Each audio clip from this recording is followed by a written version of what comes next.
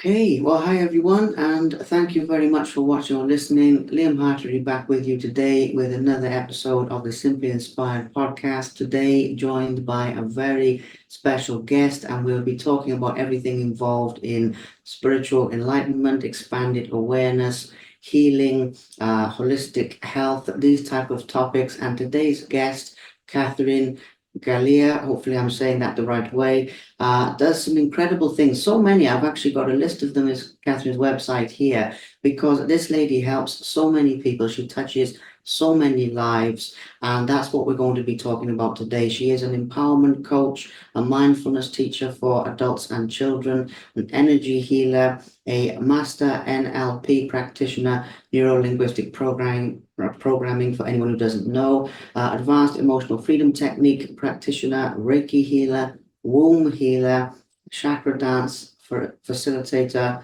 inspirational speaker, and founder of Unlock Your Purpose, which we'll be finding out more about later. I'm just as curious to know about that as all of you. So today, guys, the idea is to find out more about which path to follow in your life. You know, there's no right or wrong path. There's different paths for different people. But if any of you out there are feeling a little bit lost, a little bit confused, not sure which way to go, then I'm sure there'll be some tips in here that will really help you directly in terms of tips, but also in Catherine's own story and her life story, which is really inspirational and relatable as well. So stay tuned. And Catherine, thank you so much for taking time out of your day to do this. And I'm very grateful for your time, by the way, just to say that.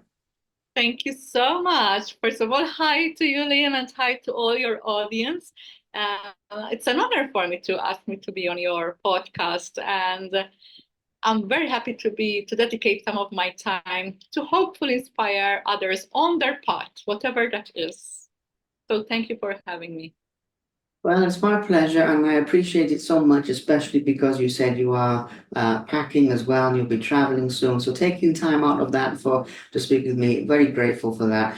Now, you have a very inspiring life story, and as I mentioned at the beginning, we will talk about some of the specific techniques that you utilize to help people. But you know, talking about you and your life, if we go back in time for a little bit, I'd like to start with the process that you went through in terms of stepping into your power, I will say, actually, because it is a power of being a teacher, of helping people. I'm sure it didn't start that way. I'm sure it started with your own awareness, perhaps with your own healing. And I always use the term expanded awareness only because the spiritual world, obviously, there's so many different paths, there's so many different types of things people can do, but it's all a different type of awareness. So where did that start for you personally? Where did you start feeling the pull to getting involved in that type of thing or living that kind of life, if that makes sense? Yes, of course, it does make sense. Well, you know, we start, I mean, I was one of those who started my earlier years unaware.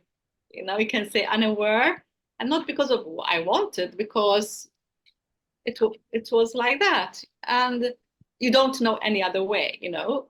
So I was always curious to learn. I was always very focused, very committed, and so I ended up having a very good job, climbing up the career ladder, and I was doing well, so it seems it was okay. But everything else in my life wasn't okay because I suffered from an eating disorder.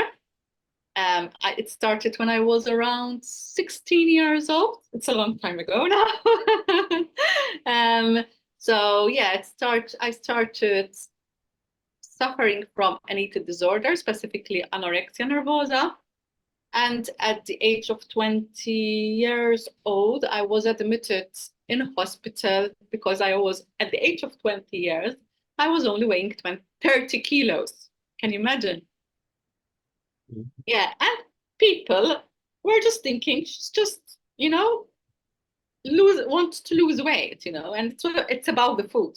But in reality, it's not about the food, you know. I was then seeing a psychologist, psychiatrist, not really working out because things were still not right for me. My mom had passed away, difficult relationship with my father, then a marriage that was okay, but was not fulfilling. And career was sort of okay, but very, very under pressure, under stress, like when you work in the corporate and, there's always a lot of pressure. One fine day, my doctor recommended I start yoga because I have a spine, an misaligned spine. So I used to have back pain. I still get it sometimes. So I started yoga and I found that very interesting. And whilst I started for the exercise, I got curious about what is yoga really about. And then I started practicing on my own, and just my once a week class and doing some little meditation and all these things. And then, and when I was in my insurance career, a colleague introduced me to this organization, Junior Chamber International, JCI. And I found it fascinating because it was all about personal development. Not just that, but there was so much about personal development, and I really got soaked into it. I became, I was really attending every training event, reading more books about personal development, really connecting with the trainers who came from anywhere, And I also took the position of being a director for training in the Maltese organization, and I became a trainer. So I really was learning and applying techniques, confidence, like using NLP for confidence, being more your values, who you really are, So then it started yoga, personal development, meditation. And so it started all taking shape. And then I started becoming more interested in neuro-linguistic programming. I took training for that. And you always start with self. So when I was doing the training, I was really doing some deep work, learning who I am through this NLP technique. Then I got into coaching. Then I got into dancing, because dancing was really helping me to recover from the eating disorder. And then I discovered chakra dance. And it really got into a different level of healing, different level of knowing myself through our energy centers, because NLP sort of works with the mind and coaching the more. But again, when you work with chakra dance, you're working at the energy level center. So everything was sort of taking shape. And I was still working with insurance. But I mean, quite happy. I had a very good job. But then I realized this is not really what I want to do. If I could recover from this eating disorder, anyone else can. And this wasn't just eating disorder, because I understood what it was about. Of course, by that time, it was about falling in love again with myself, coming back to myself. Who am I? Accepting myself, not being my worst enemy. I understood all these lessons. So I said, I can help others to really go for their dreams, and do what they want, get to know who they are, and really, live a happy life, because I found that happiness at that time. I became a different person. There was such a huge shift, confidence, the way I spoke, the relationship with myself, taking risks, going on spontaneous adventures. I went on a shamanic trip to Peru. I went to Japan. I did the Camino de Santiago.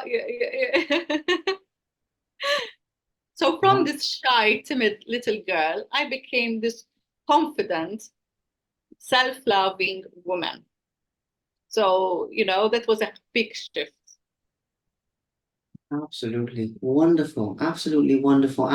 First of all, I love how you've distilled all of that down, because it's a long journey and a lot of inner work, but that's a powerful story. And what you said there as well about what you've achieved for yourself, anyone can achieve in life, and everyone has hope in that way. I love that. And obviously you help people do that, which we'll come to later. And another thing I would like to touch on, because everything that we talk about here, it's for the benefit of people learning, really. I mean, it's as simple as that. So everything's positive because even if it's a negative situation, it's the positive you took from it.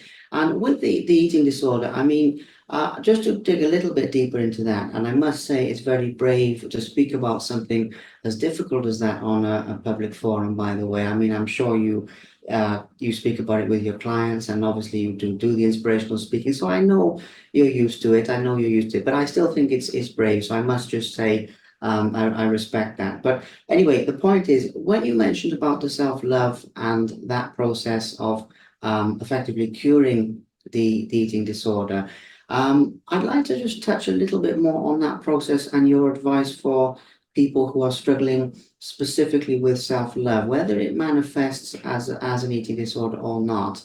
I mean, that varies, but I would say personally, in my experience, self-love or the lack of it is one of the biggest problems or one of the most common problems people have, but they don't realize that there's any way past that, which of course there is. Also, I must mention, I've personally experienced the benefits of um, neuro-linguistic programming, clinical hypnotherapy, mindfulness, and a number of things, just on a personal level, a number of other things you mentioned. So I also know. Anyway, but the point is, for people struggling with self-love, I'm sure there's a lot of things you could say, but if there were one or two key essentials for anyone listening to this who's struggling in that way, what would you say to them, please, Yes. Catherine? Yes. First of all, you know, we might not even realize that we're struggling to love ourselves. We don't know until we become aware. So, what are the signs that we are struggling with the idea of accepting and loving ourselves? Like one, like self-criticism. If you're continuously criticizing yourself, judging yourself, calling yourself names, finding all the defects in you, um, struggling to relax, even the way struggling to relax, wanting to do all the time, rather just being with yourself. When we love ourselves, we're comfortable in being with ourselves. But when we don't, we can't be with ourselves. We want to be doing something all the time. We want to be achieving all the time. We want to prove ourselves all the time. So these are maybe some signs, and it could go on, but some signs that we are struggling with this idea of loving ourselves. Extreme perfectionism. Mm, Some of the ways that a lack of self-love, lack of acceptance could be manifesting. If I don't accept myself, I'm going to find all the defects about myself. I'm continuously criticizing myself, and not verbally, even, like these thoughts. What are your main thoughts about yourself? And that would say, what are the thoughts about myself? If you start catching yourself, if you look at the mirror and you continuously saying, oh, I look horrible, then most likely the loving, and that was my story. So, it's like, I know what it is, because I always used to look at the mirror and see this ugly person. Like, I need to lose another kilo so I look good. So that's how it manifested for me. Very extreme. Not necessary for everyone. No, it takes many forms, as you say. I mean, it's something that I'm sure you've seen this with your work and experienced this, but a lot of people have this, and even people, what a lot of people don't realize is even people who are doing really well in life from one Oh, perspective yes. often Yes. driven. And that's the other thing, by the way, because obviously with self-love, and I've been there as well, so I know what you mean. You look at other people, you think, oh, they're doing really well. But the thing is, that can often be an overcompensation for Yes. the lack of love as well. So it's very powerful. And I also just want to say to you, Catherine, I'm really glad with moving past the eating disorder as well in your own life. It's not a question. I'm just saying to you, coming back from something like that is wonderful. And I'm glad that you can see your beauty physically, but also inside of yourself as Yes. well, to be honest, because Not about um, the outside beauty. It's about accepting yourself as you are, because we are all beautiful. It yeah, just maybe many of us haven't been told when we are young. I mean, there is also this idea, and personally, I'm not comfortable with it, that, don't tell your child that they are beautiful, because they might, have this narcissistic idea of self-love, But no, if you are giving them all the other values of empathy, kindness, being nice to each other, loving each other, it's okay to reaffirm to your child that he or she are beautiful and they are enough, and they're good enough, and okay, they strive for more, but they're good enough as they are beautiful as they are. Of course, if they want to do something to look more beautiful, why not?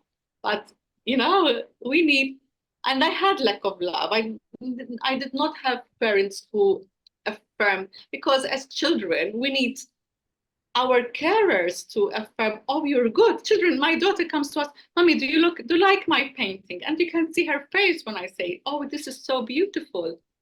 And when she dresses a nice dress, how do I look? You look so beautiful. It just, these are essential. So then they can grow up confident in themselves. But parents need to support their children's confidence. If we're always telling our child, my daughter comes to me and she says, how do I look in this dress? And I always tell her, oh, you look horrible. It does not suit you. This is that. How is she going to grow up? Absolutely, yeah. And people don't realize, I mean, I know it's very simple from your point of view with so many years of experience, but at the same time, people don't realize the fact that these childhood things, in a lot of cases, in most cases, they don't go away just because the childhood is over. They keep lingering and they keep causing us problems. So it's definitely really good, because I would say, that's one of the places to start for a lot of people. Coming back to you personally for a moment with this as well. I mean, it all is anyway, but just a specific point of your story. You mentioned as well coming out of the traditional career path, if you like, and the insurance, and coming more into the coaching and teaching. Now, the reason I like to mention that is, as I said earlier about speaking about some of the difficult things you've been through as well, making a big change like that is a very brave decision. And it's something that a lot of people wish they could do, I think, but they don't always have the confidence to do it. And I would say a lot of people actually have the skills for it, actually, but they don't have the confidence most times, going back to things like self-love and going back to these, so it sort of fits together in my mind. And I'd like to just briefly touch on that time in your life. I mean, I'm not sure if that was like an overnight thing where you said, okay, I'm out of this job and I'm just going to help people, or if it was more sort of gradual, I imagine it was, I'm not sure. But basically that process, because again, I think it's relatable and I think it's really useful, because so many people are stuck in jobs that they might pay well, but they don't fulfill the person. So that process is valuable. Yeah, and it is okay if someone who's listening is there, because we all been there. And I think maybe, it's also an even necessary to build a bit of financial stability before you jump off and say, that's it, no more. Because in reality, we're living in a material world where we need money to live comfortably, so it's okay if someone who's listening is in this situation. But first of all, it starts with the inner work. So if anyone has this dream, say, I really had enough. I have a good job, but I know this is not my path. I have a dream, not necessarily this work, to become an artist or a fashion designer, more of the sort of creative artistic side, whatever that is. Or they want to change career, maybe from a lawyer to an architect. It's like starting all over. It doesn't have to be spiritual, always, like, let's see, just making a total courageous shift in a career. First of all, it starts with the inner work, with the work we do for ourselves. That's the foundation of everything. It's like the roots. If you don't grow the roots well, then the tree will not survive. It will not make beautiful leaves and flowers or fruit. So the roots are really important. And that's the self-work, the self-development, spiritual work, inner work, call it whatever you want. Self-love part, being confident in ourselves, working with the chakras, whatever you do. then also I really believe in setting intentions, right? And like really knowing what you want. I want this. I really want, I believe one day it will happen. I want to become a fashion designer. I'm not even going to say what, something totally. I want to become a fashion designer. And you're working in a bank, for example, okay, which is a very good job, giving you money, yeah, whatever that is. I want that too. And you picture yourself, you visualize yourself exactly how you want to be. Mm. And you can make a vision board, you can write affirmations, intentions, find your own way of doing it. But and most important is you sort of, okay, I want this, but I'm not going to obsess about it. I surrender. What do I need to do it? Okay, maybe of course you need to study fashion design, you need to learn art skills, you need to the practical skills, you know, that, and maybe you've acquired. You trust, okay, you know, what do I need behind me? I need financial stability, so you work with that. And finally, in my case, I can say, of course, I've worked with the inner work. I knew the intention. I knew one day I'm going to change my career, but I didn't know really how. I still had my job. I remember when I did my first NLP certification, at the end, he said, how do you see yourself? What do you want to do? And I remember I said, you know, I want to become a trainer and a coach in 5 years' time. And I absolutely forgot about it. But guess what? In 5 years' time, I resigned from my insurance career. Bravo, there And we I go. didn't, I was not thinking about it every day, you know? And that is essential. We don't obsess over it. We know it. We know it with our heart. We work towards it, but we don't obsess. Absolutely. I love that. I really love that on the whole thing is amazing, but especially on two counts that you mentioned there, growing and stretching to be the person that is the person, becoming the person who's worthy of that thing. And I love the inner development that you mentioned there, because obviously as you work towards a goal like that, you won't be the same person from that 5 years in the beginning to the person you are when you get there. And I'm really pleased that you mentioned that as well, but also not obsessing, because a lot of people know about these things with manifestation and attraction and all of this stuff. But a lot of people, I think, look at it from the point of view of wanting something. And I found in my own life that it defeats the point, because as long as I want it, I don't have it. So I continue to Yeah. want it. And as soon as I settle on the idea of feeling secure that I do have it, and then putting the work in, because obviously for anyone listening, you can't just visualize it and go and eat your dinner. I mean, you have to visualize it and then work on it. But Yes. you also have to feel sort of like you have it. I found a strange paradox there as Yes. well. And plus that, I remember in that period, I was really having also a lot of fun. You Mm. know, it's like I was enjoying myself. So that is really important, that you are happy, you have contentment, you're enjoying yourself, you're having an adventure that increases your energy, you know. I did the Camino de Santiago, I went to Peru that time. So I was doing new things. I was doing new things that were not directly related. Yeah, okay, everything is related, but you know, on a broader level, you know, I was dancing a lot, because that was, you know, even in my living room, I used to dance and dance and dance just for fun, you know. I was giving myself this joy and this laughter, and I think that works magic. Yes, it does. Yes, it absolutely does. Being in the flow in that way, it's a Yeah. wonderful thing to mention, because the world is a lot more serious now, and the world is a lot more sort of 24/7, and I don't think a lot of people prioritize fun.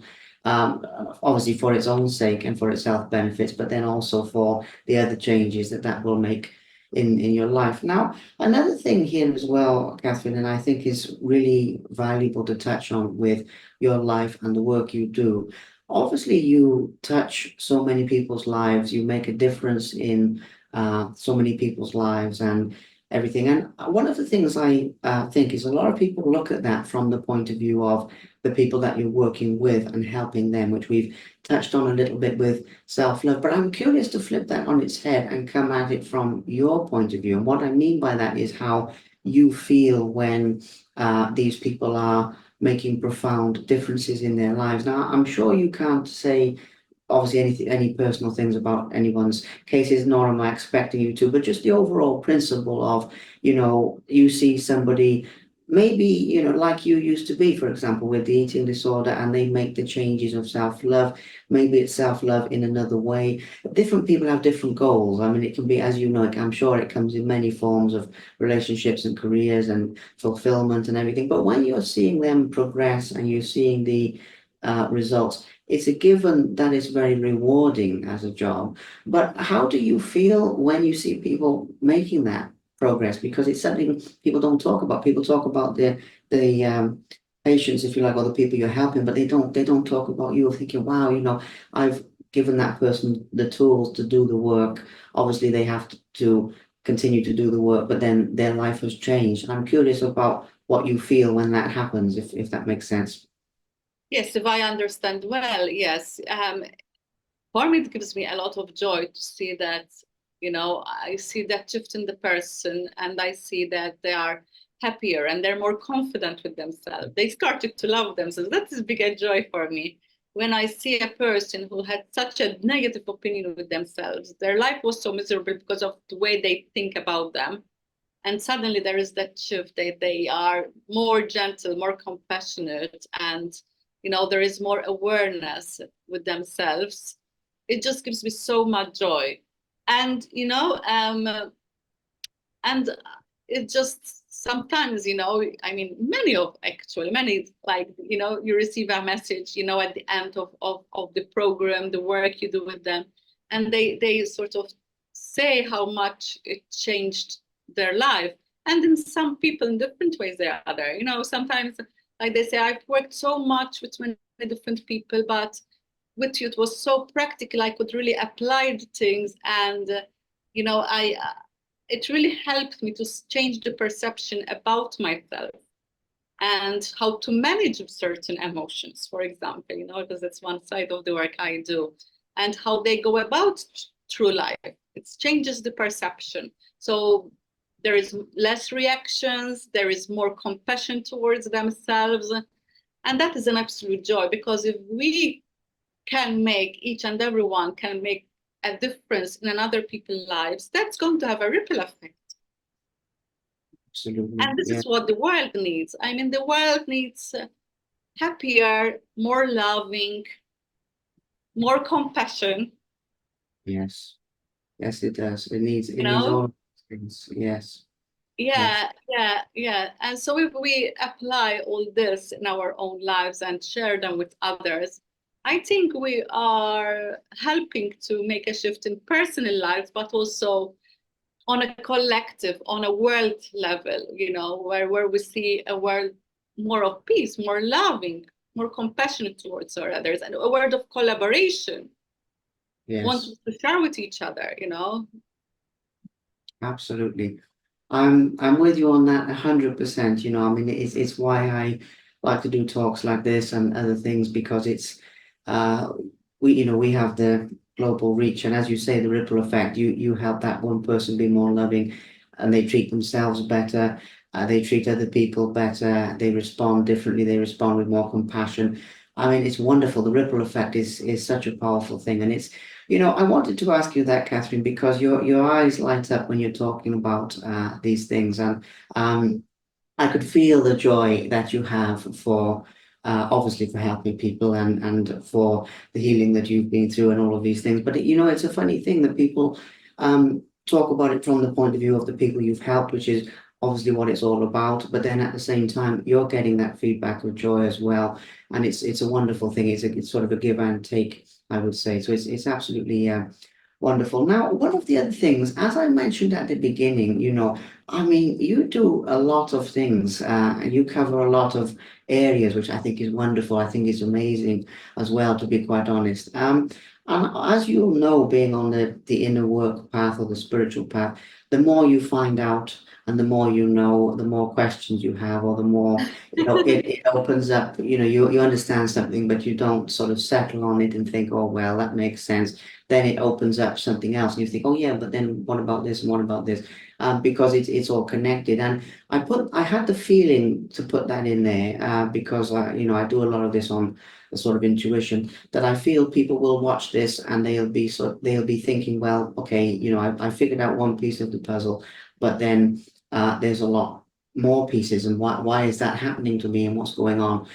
So as you know how this goes, I don't know where that's come from. Well, I know where it's come from, but it hasn't come from me. So when it comes to that process of as I say, the continuous development and the continuous journey, even though this might seem an abstract question, what would you say about that? Because you've continued to evolve and to do so many Oh, different things, oh, and you've never stayed in one comfort zone. You've always moved out into all different things.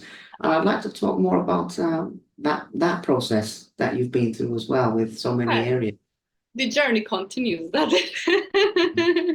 Yes. Yeah, and it's always works in progress. I mean, you know, like, okay, I recovered really well from my eating disorder, for example, and I've like changed, following, doing what I love to do, but that doesn't come without challenges neither. I have plenty of challenges, and in that challenges, it's an opportunity to also do more inner work because it comes in layers. When the as they say, things happen when you're ready. And my process, my journey continues as I am ready. It's not like, okay, I've done it and now I'm there. It's like there's always a calling to discover more about yourself, and to because there are always some blockages. We're not like always open. Things happen, they close us. So we're always working on ourselves, and through that we're always working with different energies, different tools, and that's how I guess I've built up all this and still doing this. I mean, when I start like working with children with mindfulness came not in the beginning, but more towards the end, and it's continued to evolve. I'm more interested in that. So I'm called to discover more about that area, discover more relationship with children, connection with children, and that whole side of it. And also, it's like it's calling to me to look at my own inner child most of the time, isn't it? So it's always a process, always. So yeah, it's like my jigsaw puzzle is still taking shape, and that will be for everyone. It's like, okay, there's still a missing bit of the puzzle. Okay, and you trust, and this is also a process, trusting that piece, missing piece of the jigsaw puzzle will appear when you are ready. Yes, absolutely. I'm with you on that 100%. I understand. But it's so important for people to know that, Catherine, because we do live in a society, I think, where there's a lot of focus on the destinations, and there's a lot of focus on you get to here, and obviously it doesn't end there, and it's a continuous process, and that's a beautiful journey. I mean, it's something that it has its ups and downs, as you know, with our inner work, but it's a beautiful journey to be on. And I just, as I already said, I felt the need to touch on it. And you mentioned about mindfulness there, and things with children as well. And I read on your website that about helping people who are overwhelmed and stressed out and confused, was I think the phraseology that you use, which is a nice way of putting it. But why do you feel in the modern age that we live in now, people are more confused? Because we have a lot more material comforts and a lot more sort of things like this where we can talk around the world, and we have so many things, but people, I would say, are more lost, more disconnected. So there's like a pros and cons. Why would you say that is, and what can we do about it? It's a This big question. This is a big subject, and I don't want to go into controversy because it could also be very controversial. Because I mean, you look at what is happening around us, and political events, natural disasters, wars. It's immediately you say there is a lot of chaos, confusion. People are lost. They don't know what they want. And then when you don't know what you want, you think that having the next material comforts will give you what you want. But this is why it is so important to come to the basics, to come back to you. What is really like, question yourself, what is that really makes me happy? What is more important? What are my values? Are my values based on your values rather than my values? Are my values pleasing someone else? Am I striving to achieve something in accordance to someone's ideas of success? Because this was a big inquiry, for example, for me, and I'm still at the moment inquiring it. What is success, for example? Because we focus so much on success that then we forget on really what is really success, what is really important for me. Yeah, I love that. Yeah, so this Yeah. brings a lot of overwhelm when we follow someone else's idea of success, that to be successful you have to do this, this, and that. Then we lose ourselves in someone else's ideas rather than our own idea of success. That might be good for that person, that idea of success. But my idea of success might be, for example, not being the number one coach, for example, or whatever, but, being in nature, enjoying the beauty of nature, being able to draw, to paint, and to be with my family. Our ideas of success is all different according to who we are and according to the work we've done ourselves, according to our idea of self-love, self-acceptance.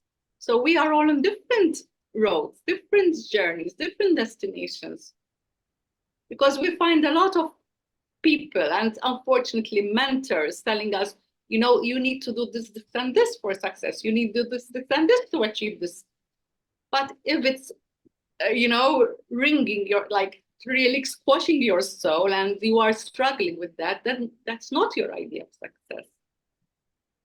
Yes, So that's absolutely. one of the examples, because there's so much you can go into. And if we focus on, like, being like the next person, having the same car as my neighbor, or having the same handbag. For us women, we all love handbags, do we? But if the handbag becomes more important than how do I feel inside me? Absolutely. It's not worth it in that context, no. But I love what you said about our beliefs, and I just to um jump in with something there briefly, not to mess up your flow or anything, but it's a really good point about our beliefs, that how many of our beliefs don't actually belong to us, and they've been given to us by outside sources and everything, obviously by our families and our peers and everything, but also I think by society, because society imposes, we were saying earlier about self-love, and that has to be unconditional, that has to be, I love myself regardless of the results. I think society imposes a very conditional love on people, in the sense of, like, well, you can feel good enough, but you feel good enough if you hit this bar, or if you reach this level. And I know that ambition is important, because we need that in life to be happy. We need to be striving for something. But at the same time, I really feel there's a concept with the sort of consumer culture and everything, as you mentioned there, of and really that's telling people that they're not good enough, because if you need that handbag, or if you need that piece of jewelry, or if you need that cosmetic surgery or whatever it is to be good enough, that sends the message, well, therefore you must not be good enough in the first place in order to need that. Otherwise, you wouldn't need it. Now, you can have it if you want to have it, but you don't Yes, need to have it to be better. And it's something that I feel is really sort of subliminally put across to us in a very sort of what's the word for it? Very subtle ways, if you like, through society. But we pick up on it and we think, oh, I need to be something more. I need to be something more. And for people who have any pre-existing issues with self-love, it's definitely, it can be absolutely terrible for them. And it's a really, really good point that I think will resonate with a lot of people listening to this, to be honest. definitely. I mean, there is messages all the time. I mean, if you look at Mm, adverts, promotions, they're all subtly telling us you need to have this thing, that thing, to look like this model or like this, whoever. So we are receiving these messages all the time, and we tell our children, you need to have this grade, you need to achieve this, and we don't tell them that they're good enough as they are. Okay, if you want to achieve this diploma, this degree, this master, this PhD, okay, that's fine. But remember, you don't have to. You are good enough as you are.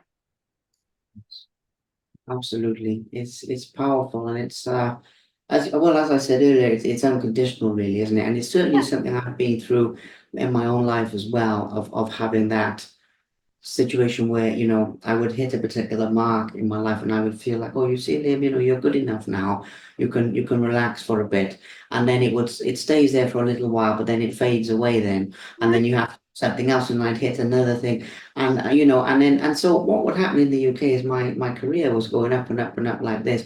And then I would hit the bar and I think, see, I'm good enough for a bit now. And then, and I feel like I proved it to people. And then it would fade away because it wasn't from an authentic place. And as I've switched that to being loving myself enough anyway, I actually find that I'm a lot happier and healthier and more fulfilled and all of those things. And then I actually hit more levels, if you like, but it's not about hitting the levels. It's because I Oh, know I speak, but I still do anyway because I'm doing it from my heart. So I'm doing it because I want to do it, not because someone expects me. So then the pressure's off. So you're yeah. just doing something for the love. And I find when you're doing something for the love, you know how they say, do a job you love and you don't have to work a day in your life because it's not actually, I mean, it is always an element of work and focus, but it's not work like doing something you hate or doing something to prove something to somebody. It's doing Yeah. something from your soul coming out. And I find then it's limitless because things just expand.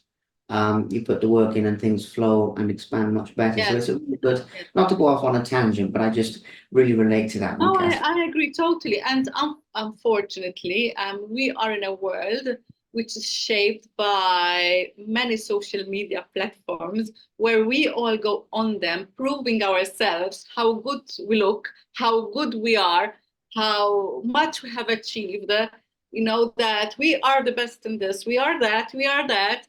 So we are really putting a lot of pressure out of that. And to break from that cycle is not easy Absolutely. Yeah. because then you will think that, oh, if I don't do this, then I am not good enough, then I'm not like the others, no one will buy for me, no one will, so there is this continuous pressure to perform.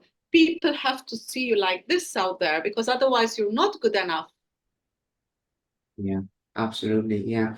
And as you said earlier, it's an inner journey, but unfortunately that makes it very much with an outwards focus. In other words, you need those people's validation and everything, and it's like the wrong way around. And yeah, as we're talking about self-love, obviously it has to come from within. So it's a really good topic, and it's a really good topic as well.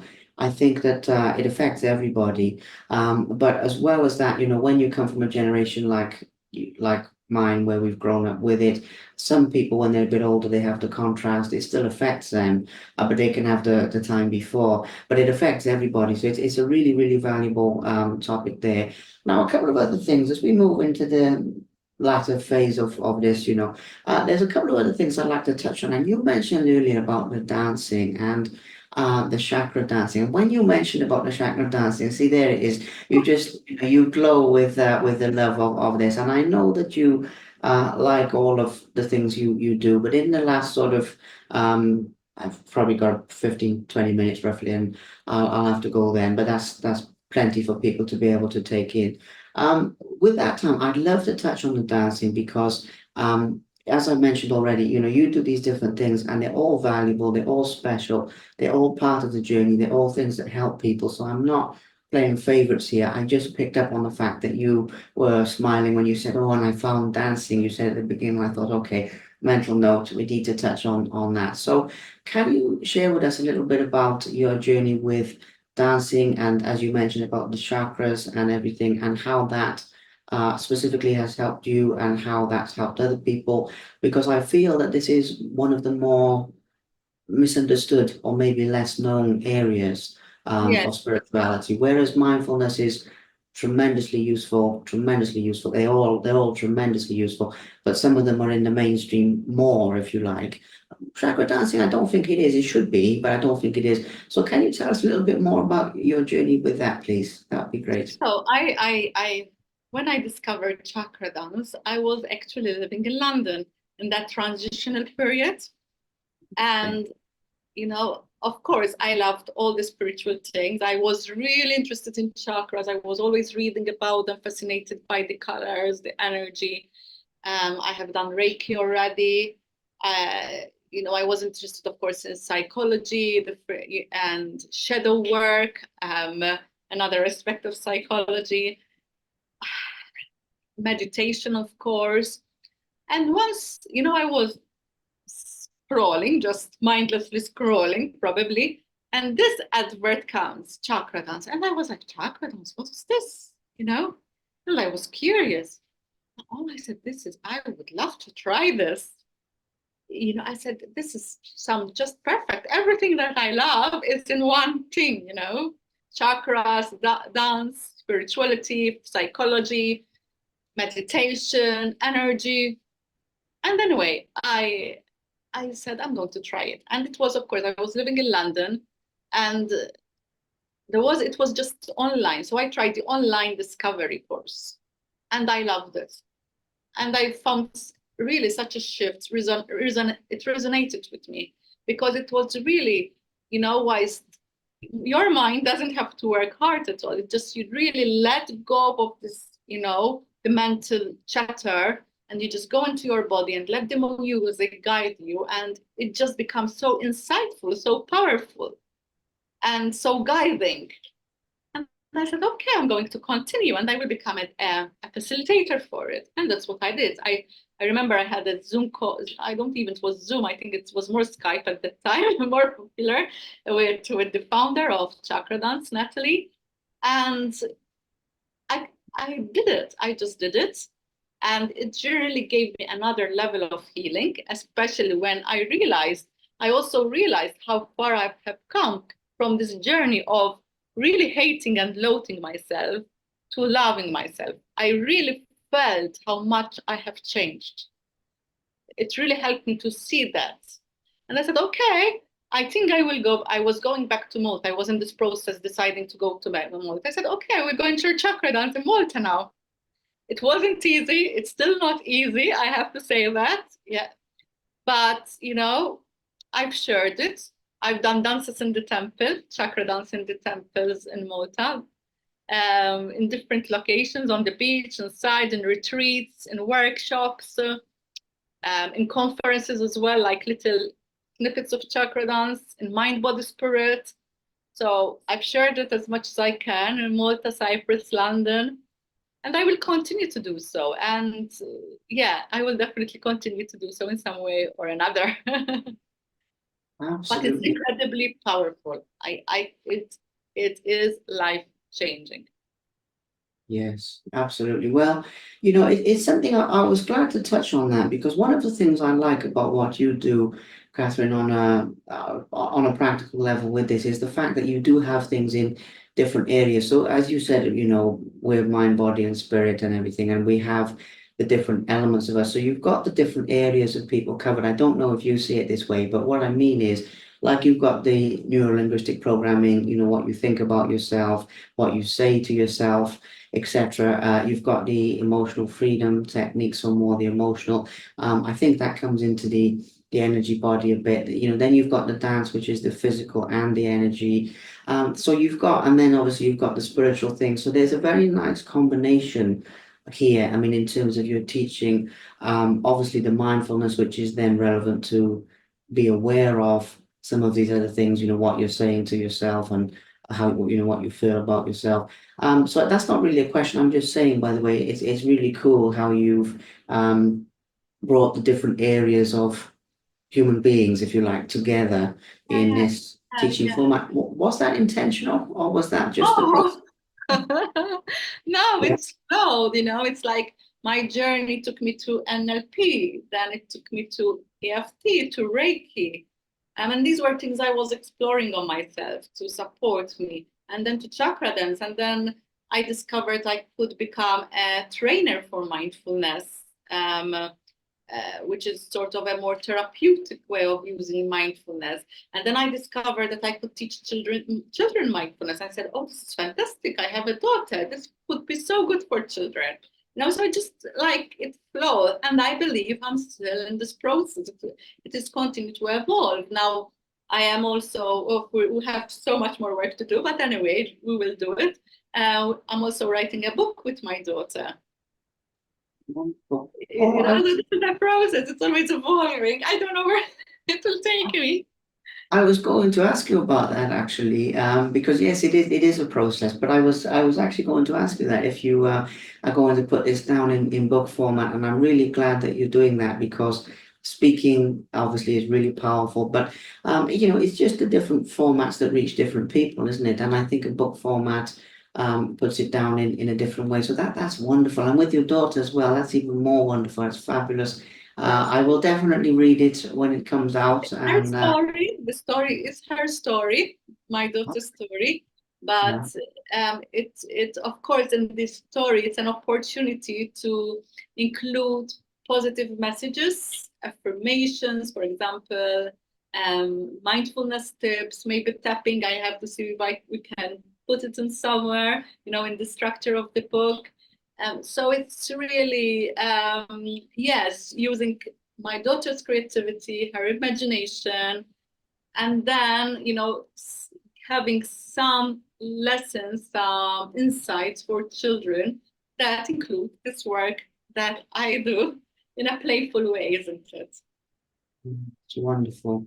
I mean, I've seen these things about when they've brought mindfulness into schools and things like that, for example, and the fact that, the difference it makes to the children and the happiness and the less stress, or especially with teenagers as well, and they have less stress around exams, there's less, fights in the school, there's less problems, less teenage pregnancies, less drugs and issues like that as well, because they've brought mindfulness into some of these schools as a sort of like a test, to see if it works. And Yes, it definitely yes, does work. And I definitely think making children aware of some of these things early on, and we're talking about making them aware in a compassionate way, not in a indoctrination type way, but in a very open-minded way, is wonderful because obviously then it gives some of these things the time to take root so that some of these things like self-love and other things, we don't have to grow into adults and then deal with it. We're dealing with it all the way back. And I must say, if I may say that it's wonderful that your daughter will be learning some of these things because obviously she'll go on her own path, but there'll be certain things that she'll sort of avoid, if that makes sense, because you're teaching her very early. And if you don't mind me saying that, I think that's a wonderful thing to be doing, to be quite honest. Okay, so the last topic, and I'll have to go shortly, but the last topic before I do is I mentioned at the beginning about unlocking your purpose. I mentioned a little bit about that, and I've meant to mention it, and we've talked about other things, but I would like to give that a mention briefly before we close out, and then I think we'll wrap things up from there. But unlock your purpose. I did say at the beginning I'd love to know a little bit more about that, and it sounds fascinating for other people listening to this as well. So please, in your own words, can you tell us a little bit about that? yeah. That the idea of unlock your purpose came around during the lockdowns and during COVID, and in that period, I've written this ebook, Unlock Your Purpose, which is about 5 strategies to help people find their purpose and become happier and more successful in their life and loving themselves more through these 5 strategies. And nowadays, it's a bit dormant. There was a phase I was really working on it. But now it's not so much in my limelight, sort of. I'm more focused on the children's stuff nowadays and trying to get that going more. But it is really a powerful um, uh, program, and even just the ebook on its own is really powerful, because it just really highlights a structure. How, and nothing is a structure. I'm not saying just do everything, because I believe in flowing spontaneity as well, but sort of a guideline about, becoming more aware. First of all, self-awareness is key, so that is the number one thing of purpose. If you want to find your purpose, you must become self-aware. And it's a process again, even I'm becoming more self-aware. You are, I guess, as well, isn't it? It's a journey. So it's this like expanded self-awareness as time goes by. So you start understanding yourself, your values, and work on your values, work on your passions. What are your hobbies? What, as a child, what did you love to do?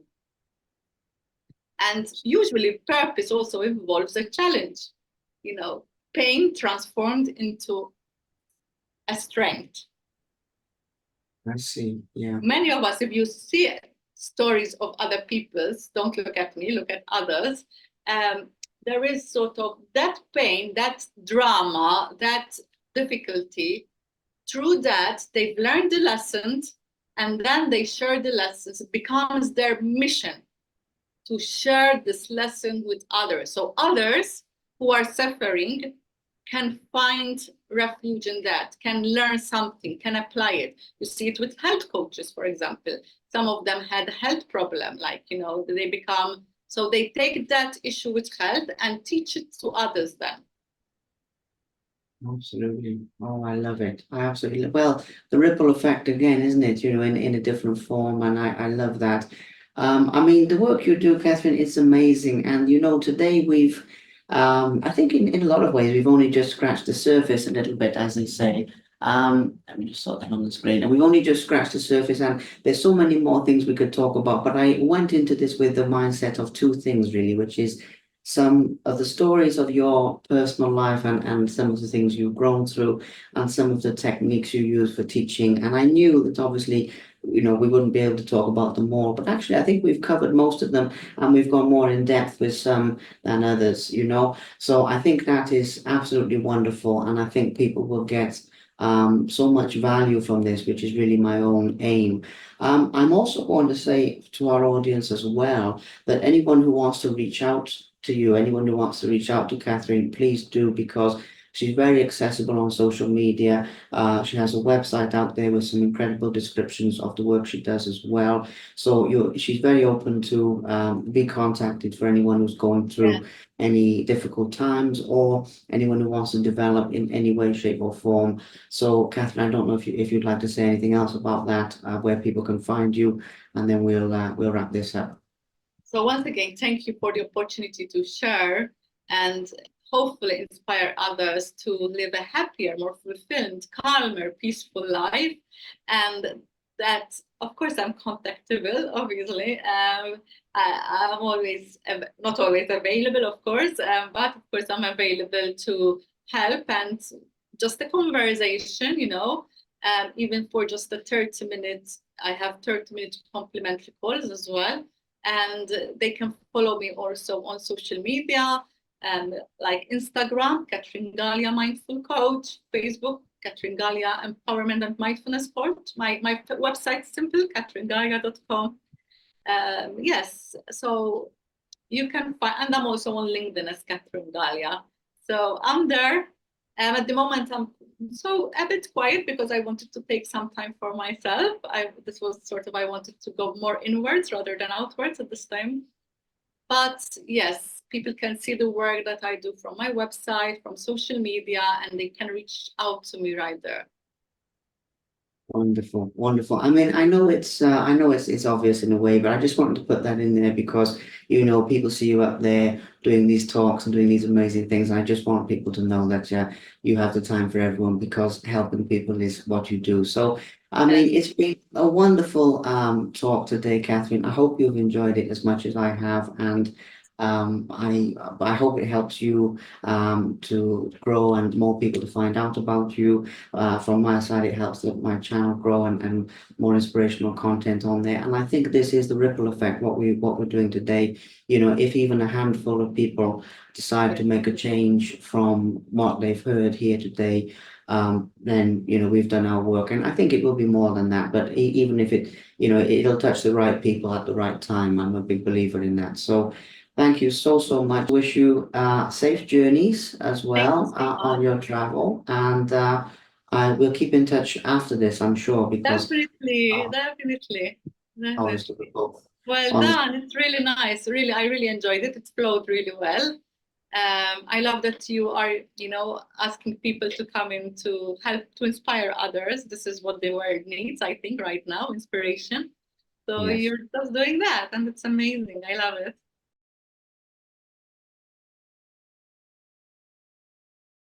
Thank you very much for watching. Please subscribe to the Simply Inspired YouTube channel, and there'll be more videos coming soon.